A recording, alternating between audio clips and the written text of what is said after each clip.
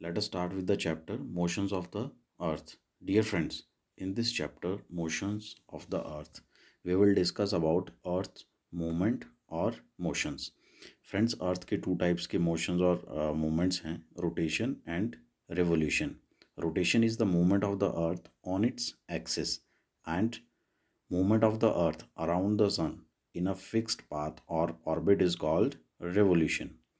अर्थ के जो एक्सिस हैं north pole and south pole, यह ऑर्बिटल प्लेन पर 66.5 डिग्री का एंगल बनाते हैं, क्योंकि अर्थ इक्वेटर से 23.5 डिग्री एंगल पर टिल्टेड है. जैसा कि आप देख पा रहे हैं कि आप देख सकते हैं कि अर्थ के जो एक्सिस हैं in reference of orbital plane 66.5 degree का एंगल बना रहे हैं, राइट. तो दोस्तों, जैसा कि आप जानते हैं कि अर्थ सन से लाइट एंड हीट रिसीव करती है, और अर्थ के स्फेरिकल होने के कारण सन से जो हीट एंड इंसोलेशन जो हम रिसीव करते हैं वो हाफ पोर्शन ही रिसीव करता है ऑन अ सिंगल टाइम. जो पोर्शन सन को फेस कर रहा होता है उसमें दिन होता है, और जो इसके ऑपोजिट होता है वहाँ पर रात होती है. तो दोस्तों, जो सर्कल ग्लोब में डे एंड नाइट को डिवाइड करता है उसे हम सर्कल ऑफ इल्यूमिनेशन कहते हैं. क्या कहते हैं? Circle of illumination. जैसा कि आप देख पा रहे हैं, तो जो ये सर्कल ऑफ इल्यूमिनेशन है यह अर्थ के एक्सिस जो हैं इनके साथ कोइंसाइड नहीं होता है, राइट. तो दोस्तों, earth takes about 24 hours to complete the rotation around its axis, and इस पीरियड ऑफ रोटेशन को जो 24 आवर्स का है इसे अर्थ डे कहा जाता है, and this is the daily motion of the अर्थ. दोस्तों, ज़रा सोचिए, अर्थ अगर रोटेट नहीं करती तो क्या होता? तो जो अर्थ का पोर्शन सन को फेस करता वह बहुत ही वार्म होता and would always experience day, और जो हाफ पोर्शन डार्कनेस में रहता वह हमेशा बहुत ही ठंडा होता. और जो लाइफ है दोनों ही कंडीशंस में would not have been possible in such extreme conditions. तो दोस्तों, रोटेशन इज़ वेरी इंपॉर्टेंट, जो कि इस तरह के एक्सट्रीम कंडीशन से अर्थ को सेव करता है and form day and night, जिससे कि हीट बैलेंस बना रहता है.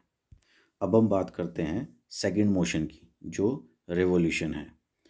इसमें अर्थ सन के चारों ओर अपने फिक्स्ड ऑर्बिट में रिवॉल्व करती है और एक पूरा राउंड 365.25 डेज में पूरा करती है. 0.25 मीन्स अबाउट 6 आवर्स, बट हम 1 ईयर में 365 डेज ही काउंट करते हैं और इन 6 आवर्स को इग्नोर करते हैं. हम क्या करते हैं कि ये जो 6 आवर्स हैं इनको ऐड करते चलते हैं, एंड आफ्टर 4 ईयर्स जब 6 into 4 24 आवर्स हो जाते हैं, मीन्स 1 डे फॉर्म हो जाता है, तो उसे हम 4th ईयर में इंक्लूड कर लेते हैं. मीन्स 4th ईयर 366 डेज़ का होगा इंस्टेड ऑफ 365 डेज़. जो फेबररी मंथ होता है उसमें 28 डेज़ की जगह पर 29 डेज़ हम काउंट करते हैं. तो इस तरह से जो ये ईयर है 366 डेज़ का, राइट, इसे हम लीप ईयर कहते हैं. इसे लीप ईयर के नाम से जाना जाता है. Friends, see this picture. You can see that जो अर्थ है सन के अराउंड एक इलिप्टिकल ऑर्बिट में राउंड लगा रही है. Elliptical means like a oval shape similarly to a circle, but longer and flatter. बिल्कुल राउंड ऑर्बिट पाथ नहीं है. और इसके अलावा आप ऑब्जर्व करेंगे कि earth is inclined in the same direction throughout its orbit. Earth एक तरफ को झुकी हुई है, जैसे कि आपको बताया गया है कि ऑर्बिटल प्लेन पर 66.5 डिग्री का एंगल बनाती है, राइट. एंड जो हमारी इक्वेटर लाइन है वह इससे 23.5 डिग्री एंगल नीचे की ओर को इंक्लाइंड है, राइट. तो फ्रेंड्स, यूजुअली एक ईयर को हम summer, winter, spring and autumn season में डिवाइड करते हैं. जो सीजन्स हैं वह चेंज होते हैं because of change in position of the earth around the sun.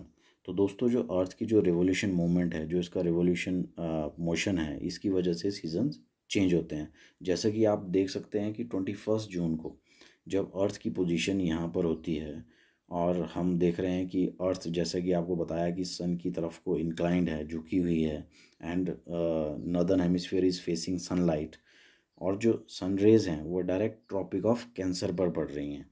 As a result these areas receive more heat, but जो पोलर एरियाज़ हैं वह कम हीट रिसीव करते हैं।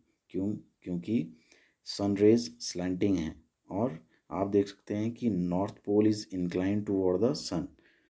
तो जो प्लेसेस आर्कटिक सर्कल से ऊपर के हैं they will experience daylight continuously for about 6 month.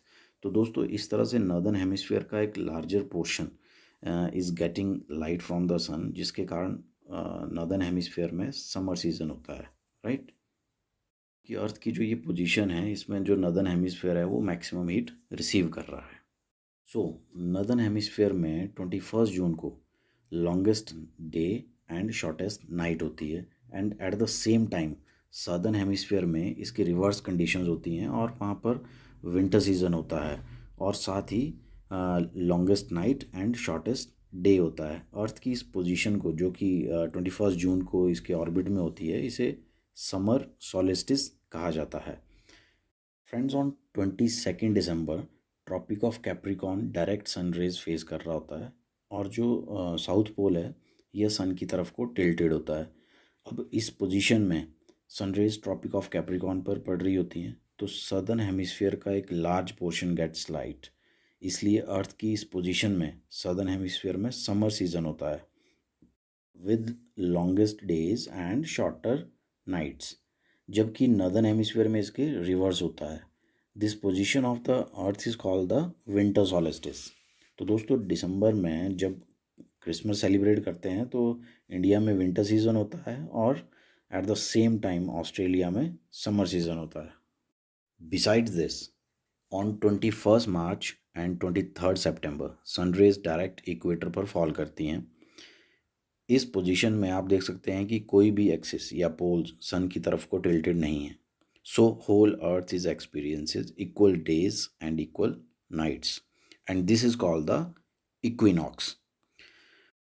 Friends 23 सितंबर को नॉर्दर्न हेमिस्फीयर में ऑटम सीज़न होता है और सदर्न हेमिस्फीयर में स्प्रिंग सीज़न होता है, और इसके ऑपोजिट 21 मार्च को नॉर्दर्न हेमिस्फीयर में स्प्रिंग सीज़न होता है और सदर्न हेमिस्फीयर में ऑटम सीज़न होता है।